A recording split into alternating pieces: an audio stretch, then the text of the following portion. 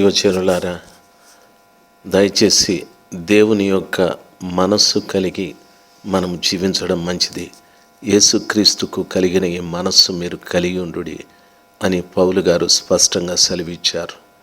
మనము డబ్బు కొరకు కకృతిపడి మన ముందు కూర్చున్న ప్రజలను అమాయకుల్నిగా చేసి, దేవుడు నాతో మాట్లాడాడు, దేవుడు నాకు చెప్పాడు, దేవుడు నాకు దర్శనమిచ్చాడని వాళ్ళ దగ్గర డబ్బు సంపాదించి మీరు ధనవంతులవుతూ మీకు డబ్బిచ్చిన వారిని ఆత్మీయతలో దరిద్రునిగా చేస్తూ ఉన్నారు.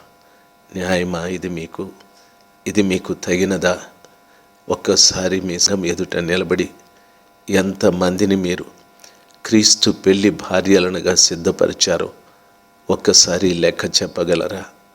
ఎంతమంది దగ్గర డబ్బు తీసుకుంటున్నారో మీకు తెలియనట్టుగా ఎంతమంది క్రీస్తు పెళ్లి భార్యలు కాలేరు అనే లెక్క కూడా మీ దగ్గర లేదు. అనేక మందిని దేవునికి సంబంధించని ప్రజలుగా, ఆత్మీయతలు ఎదగలేని ప్రజలుగా, మనకు డబ్బిచ్చిన వారు ఏ తప్పు చేసినా దాన్ని కప్పిపుచ్చుతూ మనము ఏదో పెద్ద భక్తులుగా నటిస్తూ ఉన్నాం. మన నటన కొంతకాలమే. దేవుడు ఉగ్రత చూపెడితే ఏ జబ్బుకో గురై సర్వనాశనమైపోతాం. దయచేసి గమనించాలి. మీ ముందు కూర్చున్న వారి డబ్బు కాదు, మీ ముందు ఆత్మల గురించి ఆలోచించండి. హెబ్రీ పత్రిక 13:17 చదవండి. దేవునికి వారందరిని గురించి లెక్క చెప్పాలి. మనం ఎంతో కాలం భూమి మీద ఉండం. ఒక కాలం రాబోతుంది, ఆ రోజు మనం చనిపోవచ్చు. ఒక కాలం రాబోతుంది, ఆ రోజు క్రీస్తు ప్రభుల వారు తన సంఘాన్ని తీసుకువెళ్ళచ్చు. ఆ దినాన మనం ఇక్కడ నిలబడిపోతే దానంత దౌర్భాగ్యమైన స్థితి ఏముంటుంది చెప్పండి. దయచేసి మీ మనసు మారాలి, మన జీవితాలు మారాలి. ప్రభుకు తగినట్టుగా మనం ఉండాలి.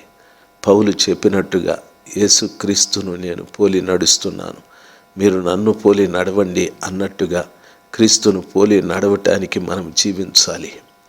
అన్నపానములు చాలు, వస్త్రధారణ లేకపోతే సుఖ సౌఖ్యాలు, సంతోషాలు, ఆడంబరాలు ప్రక్కకు నెట్టి ప్రభువు కొరకు ప్రాణం పెట్టే ఒక త్యాగపూరితమైన సేవ చేయాలని ప్రేమపూర్వకంగా మీకు మనవి చేసుకుంటూ ఉన్నాను.